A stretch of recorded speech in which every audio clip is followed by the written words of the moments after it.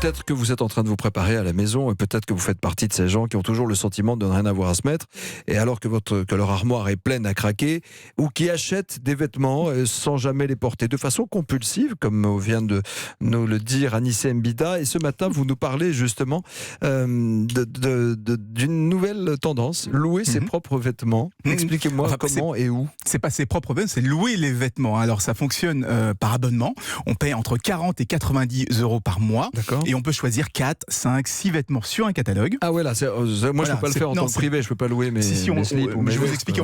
on peut aussi faire. Ouais, d'accord, non mais je plaisante. Mais... Donc on commande 4, 5, 6 vêtements, on les reçoit, on les porte autant qu'on veut et on les renvoie le mois suivant dans une pochette prépayée pour en recevoir d'autres. À partir de là, ils sont lavés, inspectés et proposés à d'autres abonnés ou au pire ils sont recyclés s'ils sont pas portables. Donc on peut changer de look très régulièrement sans accumuler des tonnes de fringues puisqu'on les partage avec d'autres. Et donc c'est une consommation un peu plus responsable, un peu plus circulaire. Non, parce que la location de vêtements, ça existe notamment pour les artistes. Ou voilà, on peut louer un smoking à Cannes, par exemple. Oui, ça existe. Mais comme vous le dites, c'est plutôt les vêtements de luxe ou bien les tenues de soirée.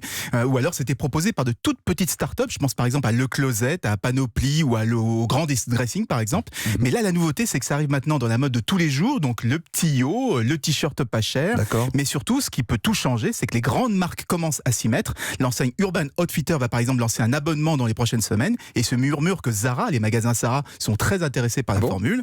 Et vraiment, il était temps parce qu'avec toutes les collections qui s'enchaînent là de plus en plus vite, on pousse à la consommation, on achète des fringues et elles restent des mois avec les petites étiquettes et ça finit par créer d'énormes gaspillages. Et ça peut faire aussi travailler et tourner tout ce qui n'a pas été vendu en fait. Oui, c'est ça. Même de la saison d'avant ou des modèles d'avant. Oui, ça marche pour le vintage aussi. Et comme vous le disiez tout à l'heure, il y a aussi un système où on peut prendre ses propres vêtements et les remettre dans le circuit. Ça permet de recycler.